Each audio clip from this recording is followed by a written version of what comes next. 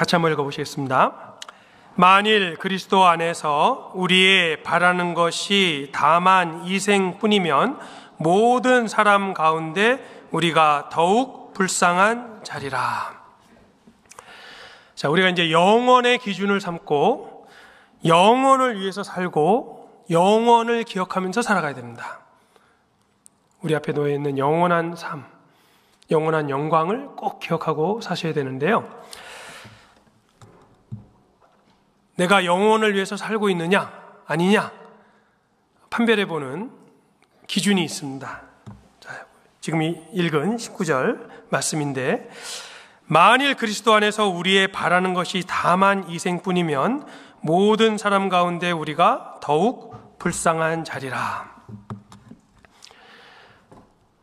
남은 생에 영혼을 위해서 사는 사람은요, 특징이 있습니다. 구원 안 받은 사람들이 보고 이 세상에서 살아가는 모습을 보면요, 불쌍하게 보여요. 왜 저렇게 살지?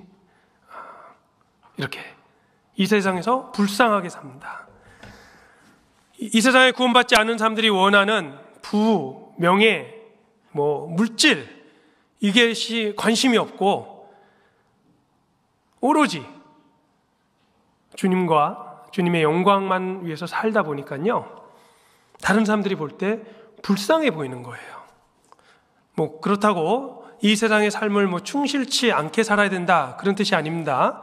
우리에게 맡겨진 직장, 이런 데서는 빛과 소금이 돼서 열심히 살아야 되지만 목적이 다르다는 거예요. 목적이 달라서 조금 더 진급을 하고 더 돈을 벌고 더 큰 집에 살고 이것이 목적이 아니라 오로지 영혼을 위해서 살다 보면은 여기 나와 있는 대로 불쌍하게 됩니다.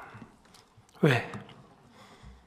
주님을 위해서 모든 걸 허비하고 주님을 위해서 모든 걸 포기하고 이 땅의 보물을 쌓는 것이 아니라 하늘의 보물을 쌓아두고 살다 보니까요, 이 세상 사람들이 보기에 불쌍해 보이는 거예요. 그런 말 들어보셨어요? 불쌍하다.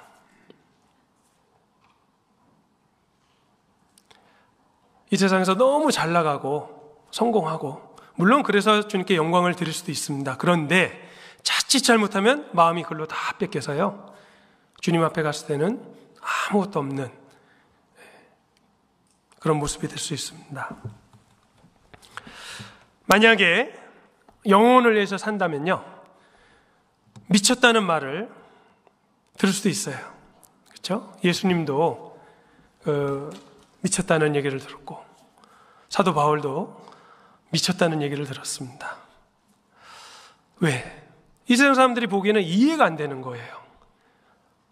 왜 저렇게 이 세상에 욕심도 없고 구원이 뭐고 영생이 뭐라고 그걸 위해서 모든 걸 다 희생하느냐. 미쳤다.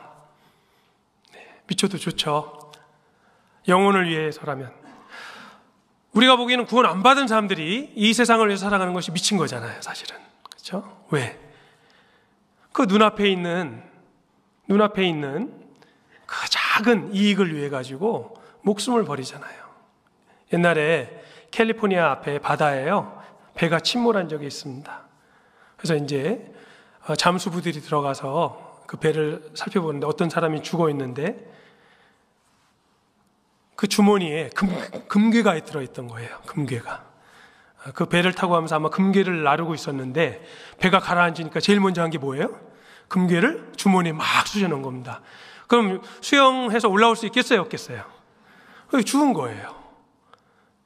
그래서 잠수해서 들어간 사람들이 그걸 보고요, 참 어리석다. 금이 뭐라고 주머니에 금괴를 넣어서 수영을 못해서 거기서 같이 침몰해서 죽는, 미친 거잖아요, 사실은요. 그렇죠? 그래서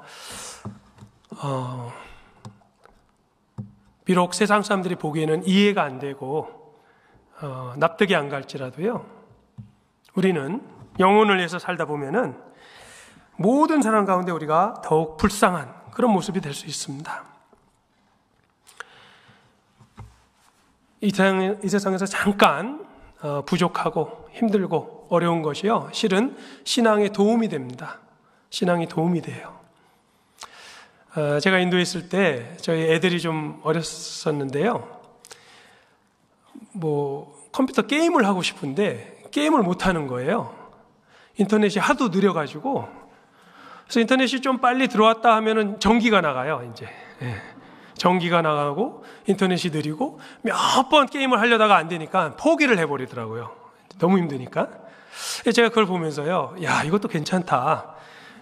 우리나라는 너무 모든 것이 갖춰져 있고 빠르고 기계도 좋고 이러니까 유혹이 되잖아요. 그렇죠? 좀 어렵고 힘들게 살아가는 그 모습이요, 신앙생활에는 훨씬 좋을 수 있습니다. 너무 많은 것이 갖춰지면은 도리어 유혹이 됩니다. 그래서 영혼을 위해서, 또 영혼을 기준 삼아서 모든 것을 보는 그리스도인은요, 이 세상에서는 모든 사람 가운데 더욱 불쌍한 모습이 될 수도 있습니다. 그리고 그것이 정상이에요, 실은요. 사도 바울이 그러셨잖아요. 만약 부활이 없다면 우리는 모든 사람 가운데 가장 불쌍한 사람이다. 우리 마지막으로 고린도 후서 5장 한 것만 더 보겠습니다. 고린도 후서 5장 7절입니다. 고린도 후서 5장 7절 같이 읽어보시겠습니다. 이는 우리가 믿음으로 행하고 보는 것으로 하지 아니함이로다. 우리가 믿음으로 행하고 보는 것으로 하지 아니함이로다. 우리는 영혼을 봐야 됩니다. 눈앞에 있는 현실을 보는 것이 아니라 우리에게 주신 영적인 축복과 영원한 영광과 주님이 우리를 위해서 마련해 놓으신 영원한 천국과 이걸 봐야 되는 겁니다. 믿음으로 봐야 되는 거예요. 항상 기준이 영원이 돼야 됩니다.